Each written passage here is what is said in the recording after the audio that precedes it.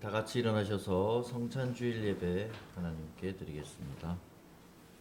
우리는 우리를 전파하는 것이 아니라 오직 그리스도 예수의 주 되신 것과 또 예수를 위하여 우리가 너희의 종된 것을 전파함이라.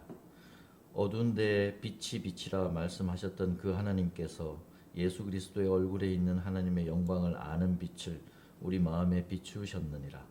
우리가 이 보배를 질그릇에 가졌으니 이는 심히 큰 능력은 하나님께 있고 우리에게 있지 아니함을 알게 하려 함이라. 우리가 사방으로 우겨쌈을 당하여도 쌓이지 아니하며 답답한 일을 당하여도 낙심하지 아니하며 박해를 받아도 버림받지 아니하며 거꾸로 뜨림을 당하여도 망하지 아니하고 우리가 항상 예수의 죽음을 몸에 짊어짐은 예수의 생명이 또한 우리 몸에 나타나게 하려 함이라. 우리 살아있는 자가 항상 예수를 위하여 죽음에 넘겨짐은 예수의 생명이 또한 우리 죽을 육체에 나타나게 하려 함이라. 그런즉 사망은 우리 안에서 역사하고 생명은 너희 안에서 역사하느니라. 아멘.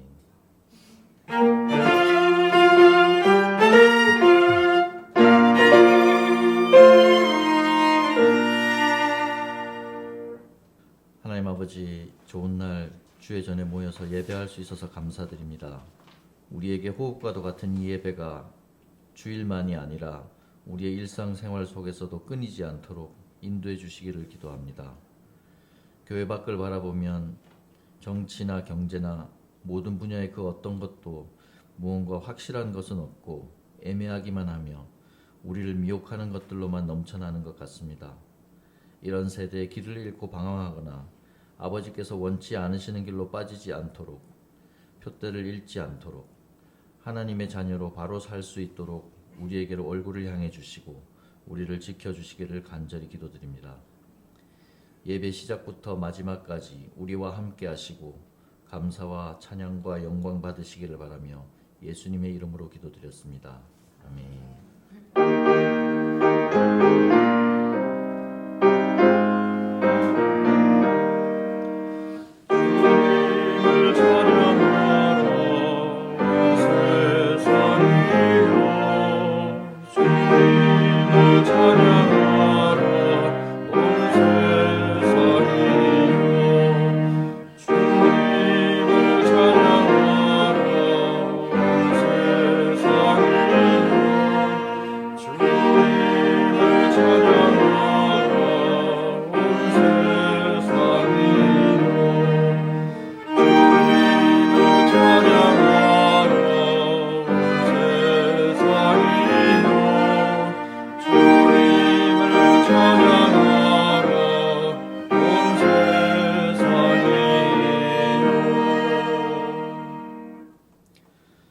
하나님, 노란 감고 떨어진 자리에 몽글감이 수줍게 고개 내미는 6월입니다.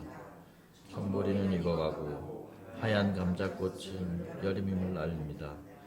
매년 맞이하는 계절입니다.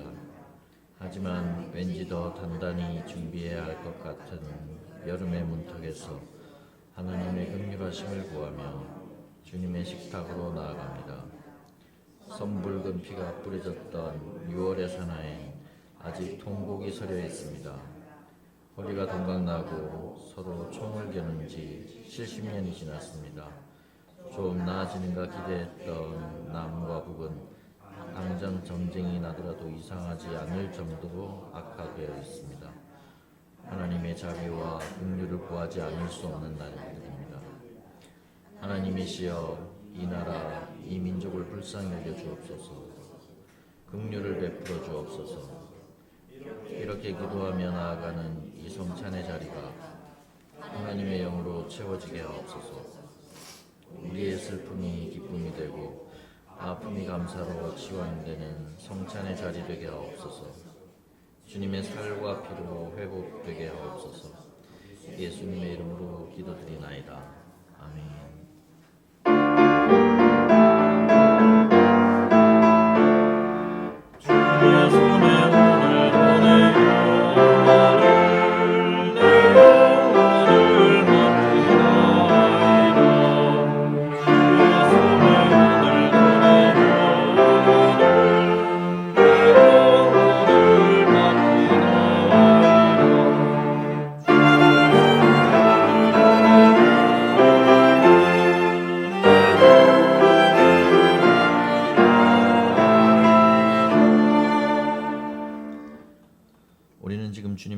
식탁에 참여하기에 앞서 우리의 허물을 하나님 앞에 고백합니다. 하나님과 이웃과 창조 세계 앞에 자행한 우리의 허물과 죄악을 사하여 주옵소서. 값없는 사죄를 당연히 이겼습니다. 생명을 던진 분들의 희망을 반갑습니다. 요로에 짙은 꽃향기 뒤에 수천 곳의 어둠을 담지 못했습니다. 창백한 촛불을 밝히며 가슴 친 이들의 저주를 들지 못했습니다. 시간자를 묻듯이 가족의 죽음을 미루며 자유를 갈구하는 이들의 눈물을 헤아리지 못했습니다. 주님, 이런 우리 삶을 긍휼히 여겨주옵소서.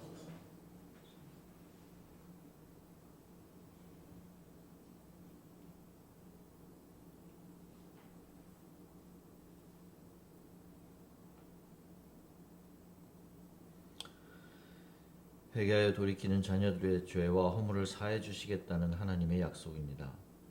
너희가 마음의 뿌림을 받아 악한 양심으로부터 벗어나고 몸은 맑은 물로 씻음을 받았으니 참 마음과 온전한 믿음으로 하나님께 나아갈지어다. 내가 너희의 악행을 사하고 다시는 그 죄를 기억하지 아니하리라. 아멘.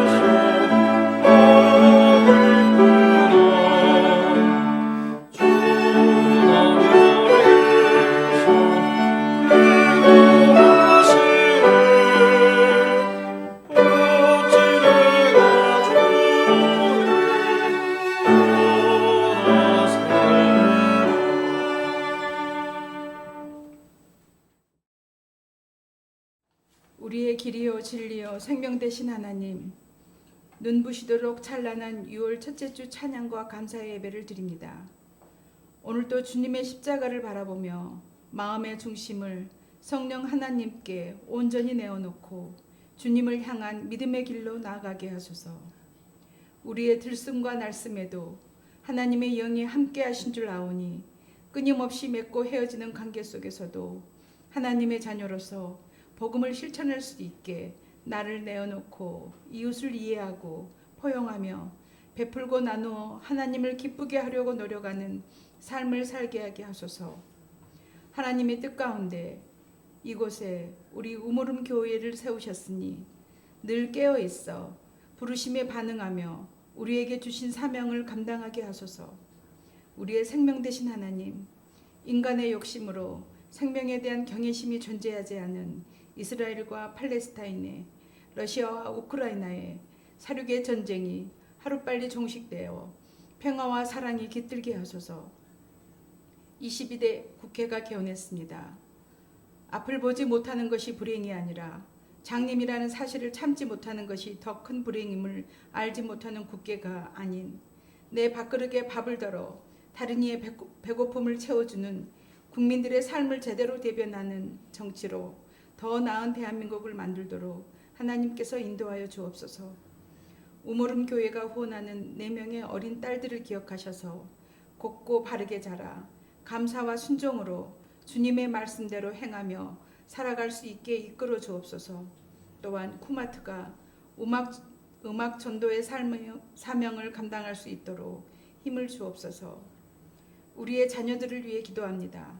우리의 자녀들이 주님의 신실함에 반응하여 이 자리에 함께하여 예배와 기도를 드릴 수 있게 인도하여 주옵소서. 오늘도 예배를 위해 수고한 손길들과 말씀을 전하는 유호 목사님께 복을 더하여 주옵시고 예배의 시작에서 끝까지 성령 하나님께서 함께하여 주실 것을 믿으며 우리 주 예수 그리스도의 이름으로 기도드립니다. 아멘.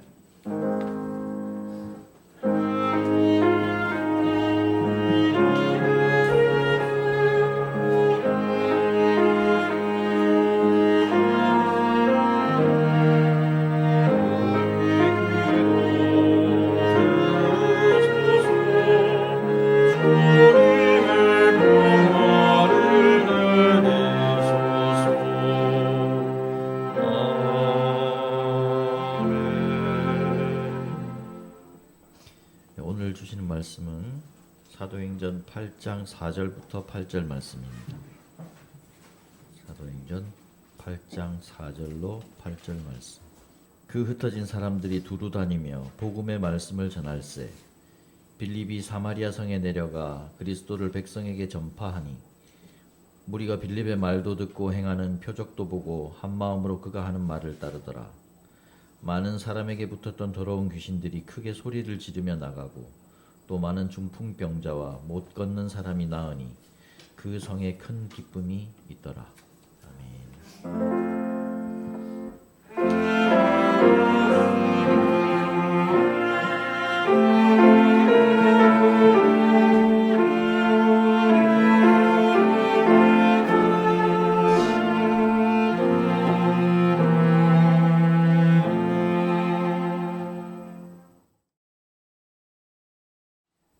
기원전 722년 아시리아의 왕 사르곤 2세는 팔레스타인에 일어난 폭동을 제압하기 위해 대규모의 군대를 일끌고 남하했습니다.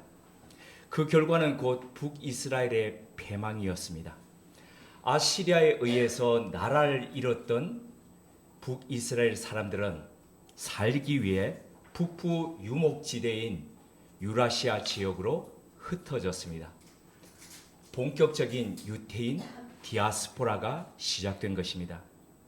남아있는 이들 중에 25만 명은 사르곤 2세에 의해 붙잡혀서 고국을 떠나야 했습니다. 대신 이 사르곤 2세는 잡아갔던 25만 명만큼이나 쿠티테스, 세파르비테스, 하마타이트 사람들의 후손으로 그 수를 채워서 사마리아에 살도록 했습니다. 강제 혼혈 정책을 펼침으로써 다시 무장봉기를 하고 대들지 못하도록 하기 위한 악랄한 정책이었습니다. 이때로부터 남유다인과 사마리아인 사이에서는 적대적인 이 관계가 종교적인 것을 훨씬 뛰어넘어 혈연적인 관계로까지 이어졌습니다. 바벨로니아에 70년간 포로 생활을 하다가 귀환해서 예루살렘 성벽과 성전을 재건하려고 할 때에 가장 그것을 못하도록 방해했던 산발랏 도비야 기억나시죠? 느헤미야에 나오는 이들이 다 사마리아 출신들입니다. 이후에 알렉산더 대왕에 의해서 헬라 제국이 그 나라로 쳐들어올 때에 가장 먼저 그들을 반기면서 그들에게 협조적으로 임했던 것이 바로 사마리아인들이었습니다. 이런 관계들로 인해서 유다인들의 감정은 상했고 사마리아인들을 더더욱 혐오하고 미워하게 되었습니다.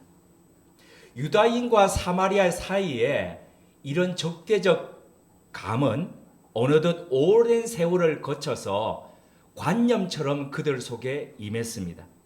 예수님 생전에 12제자들만 봐도 알 수 있습니다. 예수님께서 제자들을 이끌고 그리스계 지방이나 데카폴리나 아니면 시리아 지방으로 가서 전도하기 위해서 갈 때에 제자들은 아무 거부 반응이 없었습니다. 그러나 예수님이 우리 다 함께 사마리아로 가자 할 때에 제자들은 이 안에서부터 주저주저하면서 거기를 왜 갔느냐고 말할 정도였습니다. 사마리아인들이 조금 자기들에게 환대하지 않자 요한과 야고보 같은 경우는 하늘의 명에서 불을 내려가지고 싹 태워버리시죠. 이럴 정도로 과격하게 반응했습니다. 사마리아는 예수님의 제자들에게 있어서 예수님의 말씀을 얼마나 따르는지 그 정신을 살아가는지에 대한 마치 심각한 시험지나 아니면은 리트머스 종이 같은 그런 역할을 할 정도였습니다. 사마리아에 대한 제자들의 이런 태도는 예수님의 부활 이후에도 여전히 변하지 않았습니다. 사도행전 1장 8절을 통해서 예수님은 분명히 복음이 성령이 임하시고 난 뒤에 예루살렘을 넘어서서 온 유다와 사마리아와 땅끝까지 갈 것이라고 명하셨음에도 불구하고 제자들은 예루살렘을 벗어나려 하지 않았습니다. 아니, 사마리아로 가기를 주저했습니다. 그러다 스데반 집사의 순교를 기점으로 심각한 박해가 임하자 비로소 예루살렘을 벗어나 사마리아의 복음을 전하기 시작했습니다. 오늘 본문은 빌립 집사를 통해서 사마리아 땅에 복음이 전해지는 과정을 이야기를 하고 있습니다. 이 말씀이 의미하는 바가 무엇인지, 이 말씀을 통해서 오늘날 우리에게 주시는 메시지는 무엇인지를 한번 찾아가 보도록 하겠습니다. 박해를 피해 예루살렘을 떠난 사람들이 두루 다니며 복음을 전하기 시작했습니다. 그때 빌립은 제일 먼저 사마리아로 달려갔습니다. 빌립이 헬라파 유대인이었기 때문에 유대인에 대한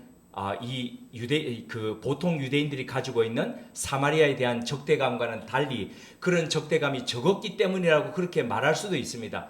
하지만 그런 입장에서 본다면 순교한 스데반을 비롯한 7집사 모두가 다 헬라파 유대인이었는데 왜 유독 빌립만 그렇게 갔겠습니까? 그러므로 빌립이 다른 지역을 찾아간 것이 아니라 사마리아를 꼭 집어서 처음 찾아갔다는 것은 예수님의 명령을 그 누구보다도 마음 깊이 새기고 있었던 사람임을 알 수 있습니다. 지난주에 살펴본 바와 같이 스데반이 수많은 제자들 중에서, 그러니까 12제자를 포함해서 모든 제자들 중에서 가장 예수님을 꼭 닮은, 그래서 마치 죽을 때도 예수님처럼 그렇게 사람들을 용서하면서 하나님의 자비를 구하면서 그렇게 순교했던 것처럼 예수님을 꼭 닮은 제자였다면 이 빌립 집사는 모든 제자 중에서 예수님의 명령을 가장 잘 순종한 제자라고 할 수 있겠습니다.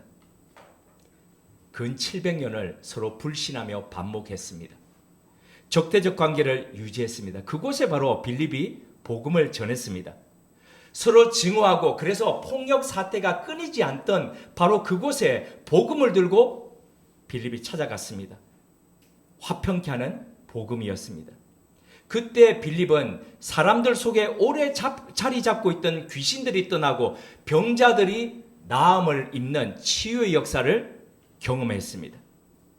이 복음의 역사에 대해서 전하며 의사 누가는 이렇게 증언했습니다. 그 성에 큰 기쁨이 있더라. 2007년부터 2016년까지 활동했던 6인조 여성 걸그룹이 있습니다. 이름이 카라입니다. 그들의 홈페이지에 그들의 이름을 이렇게 소개하고 있습니다. 카라라는 말은 그리스 말인데 황홀한 멜로디? 황홀한 멜로디? 달콤한 멜로디? 뭐 이런 뜻입니다 라고 적혀 있습니다. 그런데 본래 헬라어에서 이 그리스 말에 카라라는 말은 황홀한 멜로디라는 말은 아니고요. 이들이 자신들의 그 정체성인 걸그룹을, 음악으로 하는 걸그룹을 좀 더 피력하기 위해서 그 단어와 그 느낌을 차용해 온 것이고요. 본래 뜻은 그냥 카라는 기쁨이라는 뜻입니다.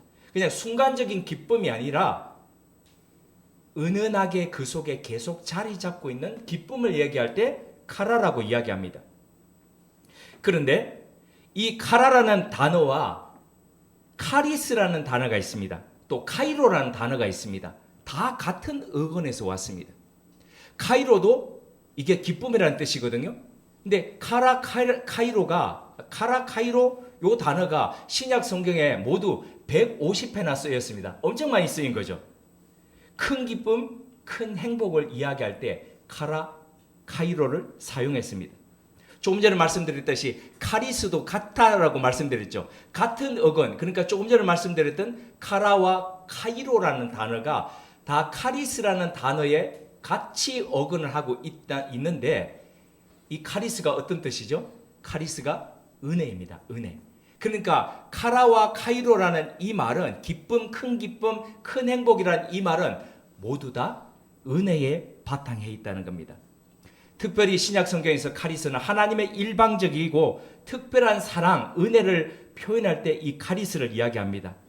사람들이 누리는 절대적인 이 기쁨과 행복이 출처가 어딘지, 근원이 어딘지 성경은 바로 그것이 하나님의 은혜, 카리스라고 말하고 있습니다. 그래서 하나님으로 말미암은 기쁨과 이 행복이 없이는 인간에게 있어서 행복과 기쁨 이것이 올 수 없다는 것을 말하고 있는 것이죠.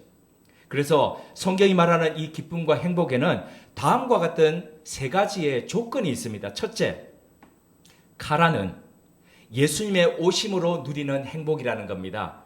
누가복음 1장과 2장에 보면은 기쁨이라는 단어가 막 반복이 됩니다. 여러 번 등장합니다. 1장 14절, 44절, 58절 그리고 2장 10절입니다. 예수님의 탄생을 모두 다 기뻐하며 모인 사람들이 누린 바로 그 카리스입니다. 주님의 오심으로 인해서 누리는 기쁨, 이것이 바로 첫 번째의 조건이 되겠습니다. 둘째가 이 카라는 주님께서 주셔야만 누릴 수 있는 행복, 기쁨입니다. 요한복음 15장 11절을 통해서 예수님이 이렇게 말씀하셨습니다.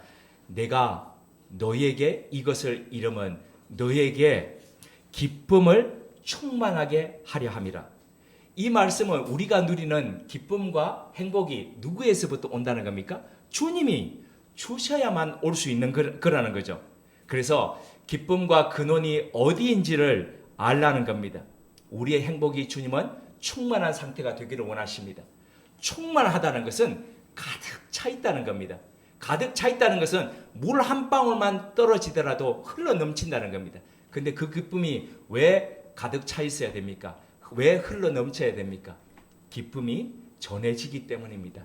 나의 기쁨의 충만함으로 주변을 물들이면서 가는 바로 그 삶에 대해서 예수님이 얘기하는데 그것이 되기 위해서는 주님께로부터 받아야 된다라고 말씀합니다. 세 번째, 카라는 주님과 교제함으로 누릴 수 있는 바로 그 기쁨, 행복입니다. 누가복음 19장에 보면 세리장 삭개오가 나옵니다. 많은 돈들을 쌓고 살아갔지만 기쁨이 없었습니다. 만족함이 없었습니다. 그런데 어느 날 여리고를 지나가던 그 예수님이 나무 위에 올려있는 삭개오를 보시면서 삭개오야 내려와라.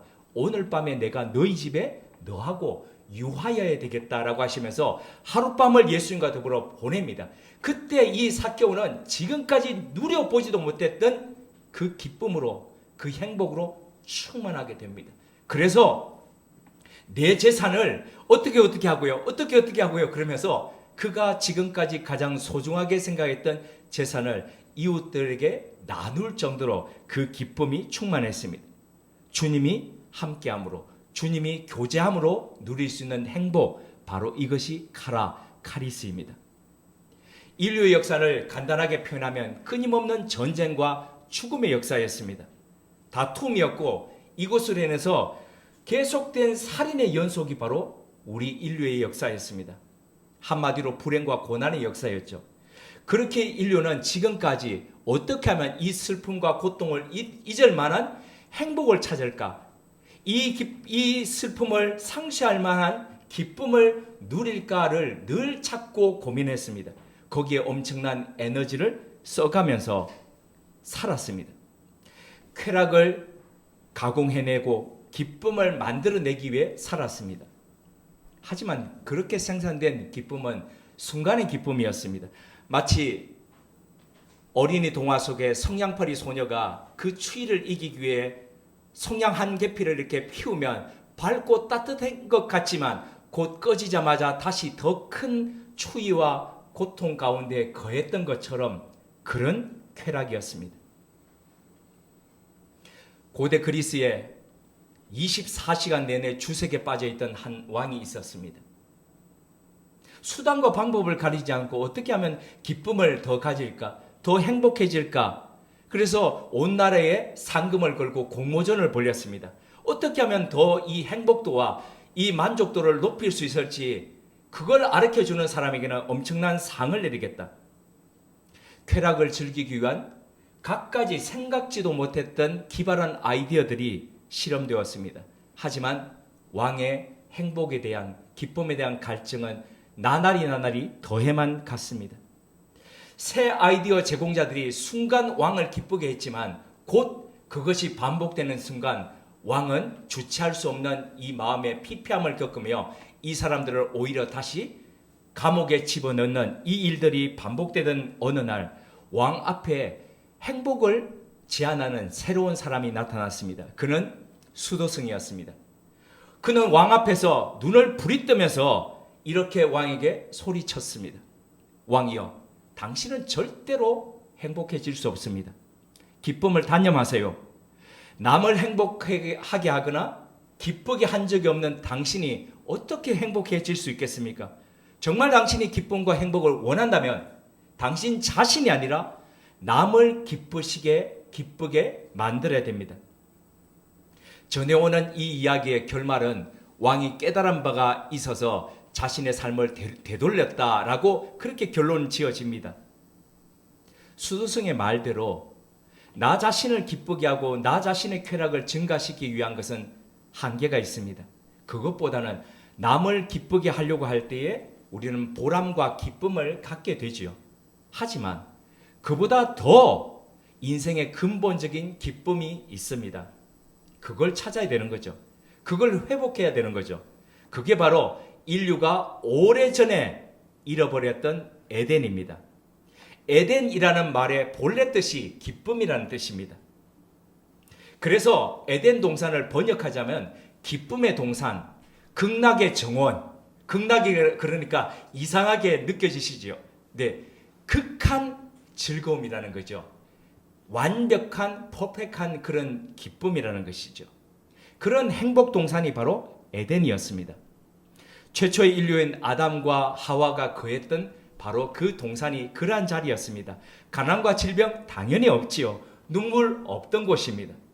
기쁨과 행복만 자리에 있던 바로 그런 곳이었는데 히브리어가 이 동사가 변화될 때에 기쁘다 그럴 때 에덴 기쁘다 할 때에 7가지 형태로 바뀌는데 그 중에 하나가 수동태가 있습니다. 수동태와 그리고 제기동사로 바뀌는 부분이 있는데 요 에덴이 그런 제기동사로 바꿔지면 아단이라는 동사로 바뀝니다. 에덴, 아단 비슷하죠. 네. 그런데 요렇게 바뀌면 기쁘다라는 동사가 주색에 빠지다. 그러니까 자기만을 기쁘게 하다. 제기동사의 형태를 띠면서 그렇게 변화됩니다. 같은 어원을 가지고 있는데 아담과 하와는 그들 인생의 최정점, 모두가 부러워하는 에덴을 아단으로 만들어버렸습니다.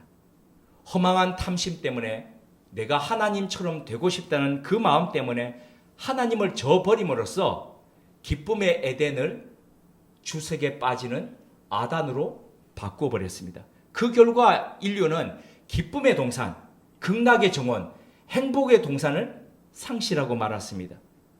잃어버린 이 에덴을, 아단을 에덴으로 바꾸기 위해서 오신 분이 있는데 그분이 바로 예수 그리스도이십니다.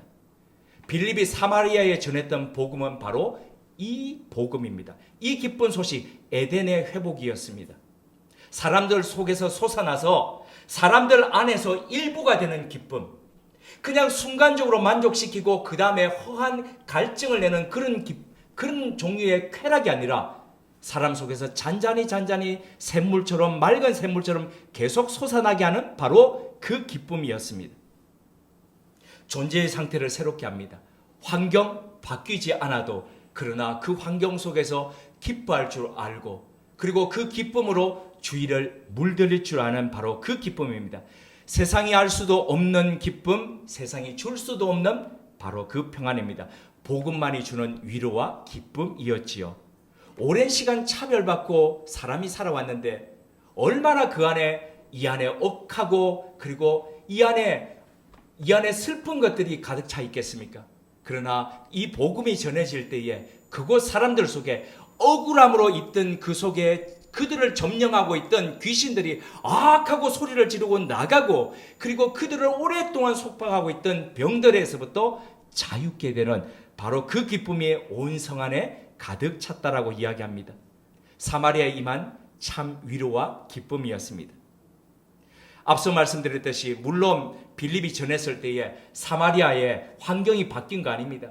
그들이 로마의 통치를 여전히 받고 있었고 그들이 매일마다 받는 품삯은 정해져 있었고 그리고 그들을 미워하던 유대인들은 여전히 미워하고 있었습니다. 하지만 중요한 것은 사마리아에 있던 사람들의 마음이 바뀌었다는 겁니다. 환경은 그대로인데 그들을 사랑하시는 하나님의 마음이 느껴지니 그 사실을 알게 되니 그들 안에 기쁨이 솟아났습니다. 이것이 바로 복음이 전해진 곳곳마다 복음이 일으킨 역사입니다. 200여 년 전 이 땅 가운데 암흑기 가운데 이 조선이 멸망해가고 온 열강들이 쳐들어와서 이곳 곳곳을 다 침략할 때에 이 민족 속에 억압받던 이 민족 속에 들어왔던 그 복음이 사람들 속에 기쁨을 자아내게 하고 단 하루도 쉬는 날 없이 노역을 하며 살던 그 사람들이 하루를 쉬게 되면서 그리고 남녀 차별, 양반 상놈 차별하면서 있던 이 땅에 그 어두운 땅에 밝히고 이 어두운 땅에 억압을 벗어나게 했던 멍해를 벗어나게 했던 것 그래서 이 민족의 빛을 보게 하고 기쁨을 주었던 것이 바로 복음의 역사였습니다. 복음은 하나님의 아들이 이 땅 가운데 오셔서 하나님의 아들처럼 이 땅의 사람들을 거룩하게 하시고 의롭게 하시고 회복하게 하시고 참되게 하셔서 마지막 심판날에 하나님의 심판대 앞에서 하나님의 그 아들이 우리를 옹호하고 변호함으로써 새로운 영원한 생명으로 이끌게 된다는 것을 믿는 것입니다. 하나님을 만나고 언젠가 하나님을 대면하게 될 것인데 근본적인 죄인이었던 우리가 스스로 제거할 수 없는 그 죄 속에서 하나님의 아들 예수 그리스도를 바라봄으로써 새롭게 되는 것이죠. 죽어가던 그 광야의 사람들이 장대에 높이 달렸던 구리뱀을 바라볼 때에 그들의 병이 나았던 것처럼 십자가에 달리신 예수 그리스도를 바라볼 때에 사람들이 죄가 해결되고 그리고 용서되고 죄가 도말되는 것이죠. 내 과거가 얼마나 나를 잡습니까? 내 과거가 얼마나 나를 붙듭니까? 그러나 그 과거가 그리스도 안에서 끊어지고 그 속에서 하나님 안에서 마치 미가서 7장 19절에서 말씀하시는 것처럼 우리 죄를 저 깊은 바다에 던지셨습니다 라는 그 말씀처럼 우리 죄를 던지시고 우리를 다시 구원하시는 그 복음의 능력 안에서 새롭게 살아가는 바로 그 기쁨이죠. 몽골의 사람들은 대부분 양을 치고 살아가죠. 어느 날 몽골의 한 감독이 다른 친구 감독과 더불어서 몽골 지역을 찍는 다큐멘터리 영화를 찍었습니다.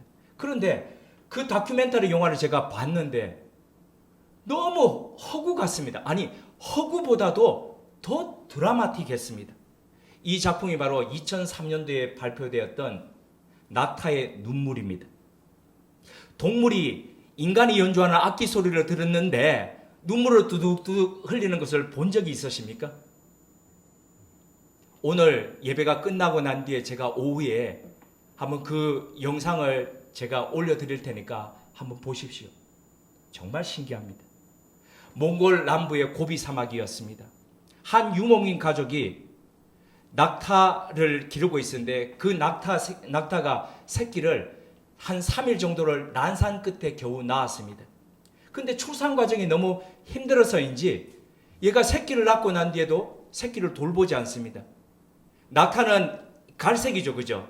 갈색인데 새끼는 보면요 하얀 털을 가지고 있습니다. 근데 얘가 비틀비틀거리면서 엄마 젖을 먹으려고 그러는데 엄마가 다가오는 걸 툭툭 발로 차버립니다. 계속 멀리합니다. 이렇게 되면 낙타는 어미젖을 먹지 못해서 죽지요.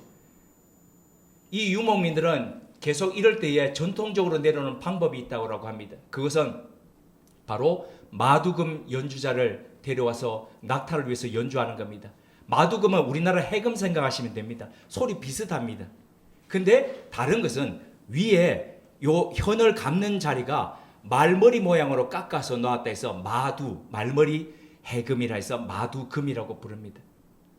마두금 연주자가 와서 낙타를 어미를 앞에 두고 연주를 합니다. 구슬픈 선율이 쭉 그 고원에 퍼집니다. 그때 그 소리를 들으면서 이 주인은 낙타 어미를 이렇게 쓰다듬어 주면서 토닥토닥입니다. 애썼다. 얼마나 힘들었니? 수고했다. 토닥토닥입니다. 그때 클로즈업 된 그 화면에 낙타 어미가 눈물을 두둑두둑 흘립니다. 그리고는 참 거짓말처럼 이 어미에게 새끼를 데려갔는데 새끼를 맞이하고 새끼에게 젖을 멀리기 시작합니다. 2003년도에 나왔으니까 얼마나 오래되었습니까? 그런데도 잊혀지지 않았습니다. 인간 입장에서 보면 말 못하는 짐승이지 않습니까? 이 말 못하는 짐승 안에도 이 힘든 것 때문에 깊이 파인 웅덩이를 가슴에 지니고 있었구나. 근데 어떻게 할 수 없으니까 그 웅덩이 때문에, 아픈 웅덩이 때문에 자기가 낳은 새끼조차도 멀리하면서 그렇게 살아갔구나. 그런데 음악이 연주되고 사람이 토닥토닥하면서 누군가가 내 아픔을 알아주니까 그래 수고했다, 그래 애썼다 그러니까 그 웅덩이가 메워지면서 자기가 낳은 그 새끼를 받아들이면서 그렇게 하는구나, 이런 생각을 가졌습니다. 하물며 동물이 이럴진데 사람은 어떨까요? 우리 여기에 다들 아름다운 모습으로 앉아 계시지 않습니까? 네, 겉으로 보면 다들 신사하고 젠틀하시고, 근데 알게 모르게 우리도 이 안에 가슴에 움푹 파인 웅덩이 몇 개씩은 가지고 그렇게 살고 있지 않습니까?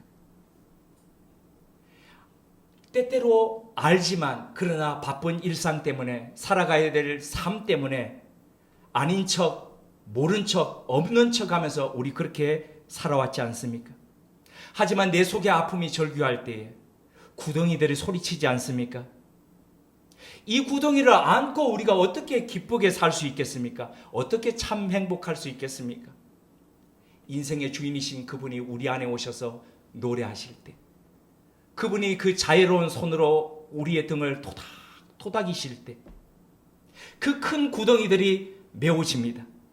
우리 마음속에 갈라져서 쭉쭉 거북이 등처럼 갈라졌던 그 마음의 아픈 골짜기들이 그분의 눈물로 메워지고 그분의 눈물로 적셔질 때에 기쁨이 강이 되어 에덴으로 바뀌어집니다. 데우스 엑스 마키나라는 라틴어가 있습니다. 데우스라는 말은 라틴어에서 하나님, 신 이런 뜻이죠. X라는 것은, EX는 out 또는 from이라는 영어 단어로 번역될 수 있습니다. 마키나라는 것은 영어 단어에서 머신이죠. 그러니까 직역하자면은 기계 장치로부터, 기계로부터 온 신, 이런 뜻입니다. 여기에는 좀 설명이 좀 필요합니다. 기원에 대한 설명이요. 고대 시대에 연곡을 할 때에 사람들은 연곡을 쭉 하는 과정 속에서 발단, 전개, 위기, 절정, 요 가운데서는 그냥 사람들만 나와가지고 연곡을 했습니다. 그런데 절정인 그 부분에 갔을 때에 인간의 힘으로 도저히 아무것도 할 수 없는 어떤 일 앞에 마주쳤을 때에, 아무것도 해결할 수 없을 때에, 그래서 넉넉고 있을 그때에 그것을 해결하는 이가 나타납니다. 그게 누굴까요? 그게 바로 데우스 신이었습니다. 근데 신이 나타나면 무대 장치에, 무대에서 어떻게 나타나야 신이 오셨네 이렇겠습니까? 하늘에서죠. 근데 사람이 어떻게 하늘에서 나타나겠습니까? 그래서 고대인들은 거기다 줄을 묶어가지고 이렇게 사람을 달아서 쑥 내렸다고 합니다. 그래서 신이 내려오면서 쑥 그 어려운 문제들을 해결시켜 준 것이죠. 그래서 그때부터 기계 장치로부터 내려온 신이라고 할 때에 데우스 엑스 마키나란 말을 사용했다고 합니다. 미국 의료 브랜드에 보면 이 브랜드의 뒤에 데우스 엑스 마키나, 서울에서 파는 옷은 거기다 서울까지 적어 넣어가지고 등짝 뒤에 보면 데우스 엑스 마키나라고 이렇게 쓴 옷을 입고 다니는 사람들이 있습니다. 사람은 가장 강한 이라고 하지만은 세상은 그래서 제 마음대로 살지만 자기 생명 하나 늘릴 수 없지 않습니까? 우리 키 한 자 자라게 할 수 없지 않습니까? 그런데도 불구하고 우리가 가장 제일인 척 그렇게 살아가지 않습니까? 그런데 어떻게 질병 가운데서, 아픔 가운데서 절규하면서 아무것도 할 수 없음을 우리가 깨달을 때에 우리가 어떻게 해서 그것에서부터 벗어날 수 있을까요? 가장 필요한 것이 있음에도 불구하고 그 필요한 것을 넘어설 수 없을 때에, 가질 수 없을 때에 어떻게 할까요?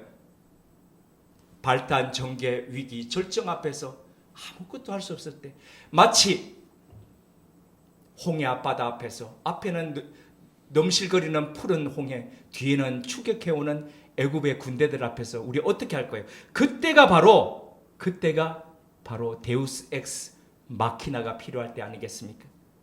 평론가들은 이렇게 이야기합니다.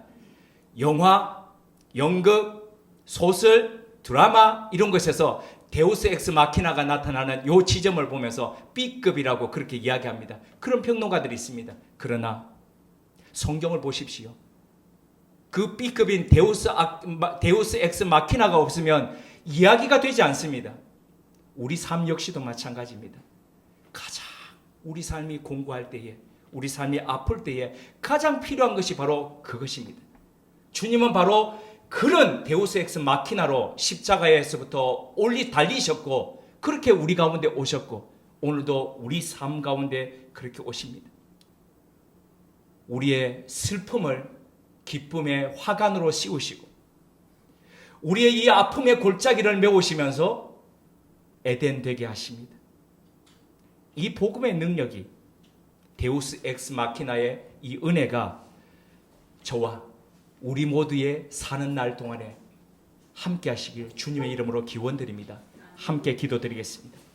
하나님, 복음으로 우리 삶에 찾아오셔서 움푹 파인 슬픔의 구덩이를 메우시는 은혜에 감사드립니다. 우리 등을 토닥토닥이시며 다시 일어설 수 있도록, 다시 살아갈 수 있도록 힘과 용기를 주시니 감사드립니다. 우리 삶이 막다른 곳에 다다라 어찌할 바를 모를 때, 사방으로 에워싸여 희망의 빛이 보이지 않을 때, 날이 저물어 갈 때, 빈들에서 걸을 때, 그때가 하나님의 때 데우스 엑스 마키나임을 알게 하옵소서.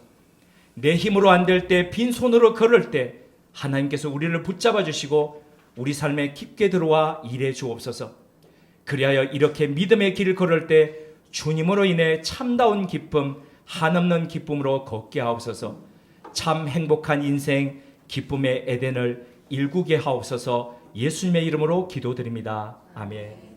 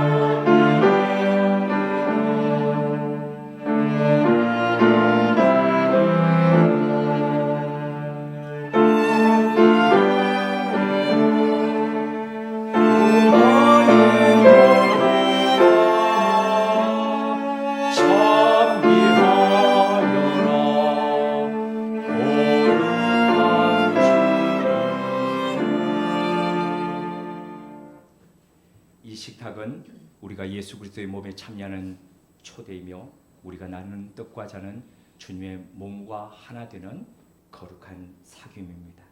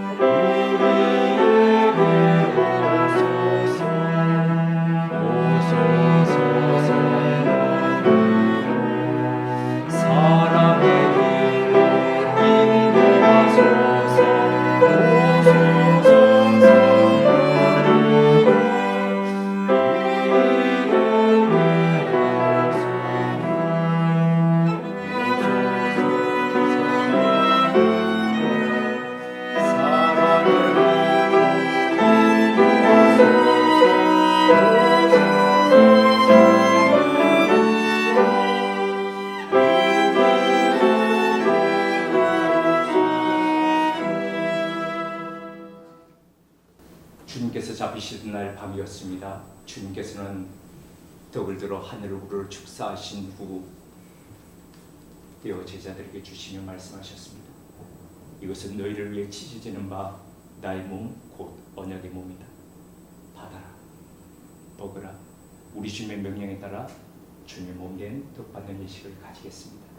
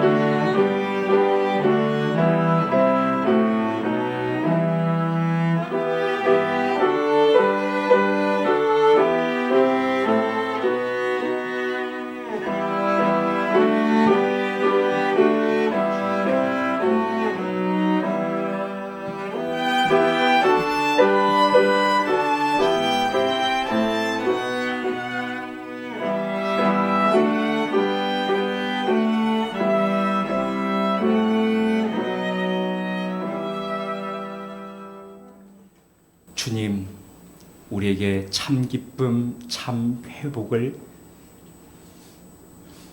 주시기 위해 친히 나무에 달려 찢겨 주심을 주님 죄송하기도 하고 또한 감사합니다. 주님의 찢기신 몸을 상징하는 떡을 오늘도 뗍니다.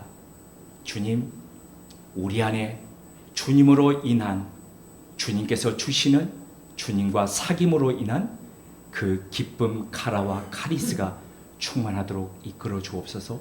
예수님의 이름으로 기도드립니다. 아멘.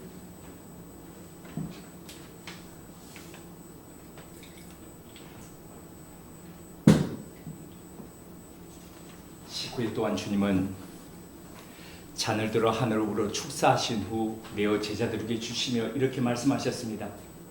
이것은 너희를 위해 흘리는 바 나의 피 곧 언약의 피다.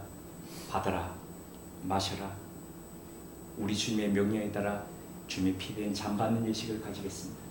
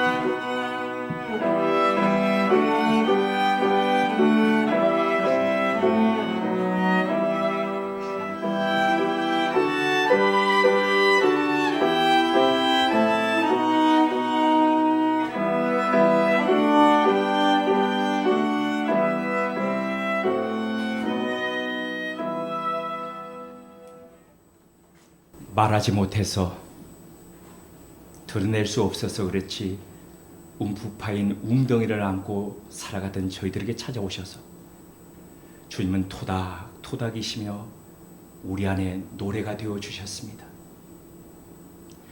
슬픔의 골짜기를 메워 평지가 되게 하셨고 갈라진 곳에 기쁨의 강이 흘러 에덴 되게 하셨습니다. 주님, 이렇듯 주님은 우리 인생의 데우스 엑스 마키나로 오셨습니다. 주님 감사합니다. 오늘도 주님의 피된 잔을 받으며 우리 안에 주님으로 인한 기쁨과 감사와 찬양이 충만하도록 이끌어 주옵소서. 이 기쁨과 행복으로 주변을 이웃을 물들이며 살아가는 주님의 사람들, 카리스의 사람들 되도록 이끌어 주옵소서. 예수 이름으로 기도드립니다. 아멘.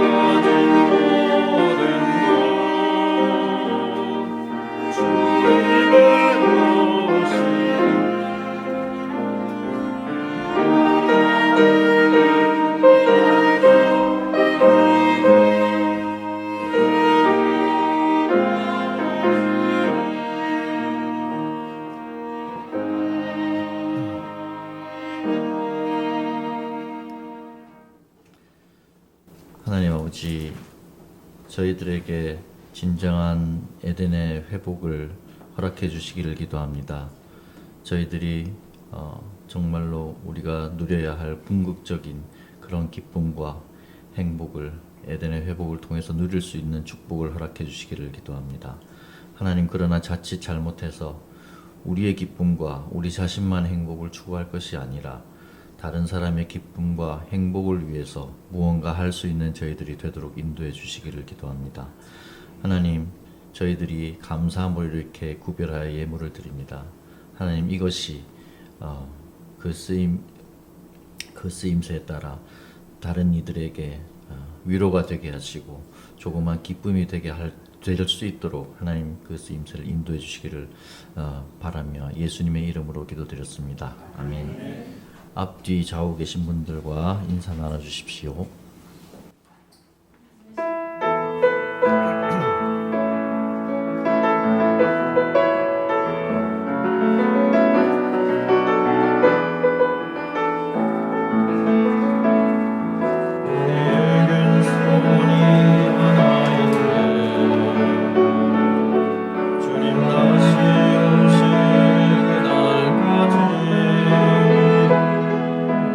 가슴에 새긴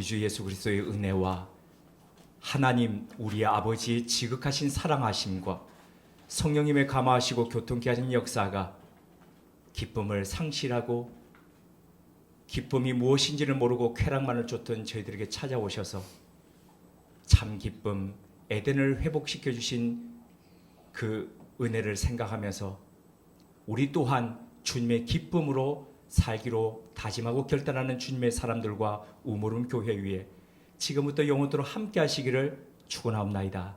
아멘.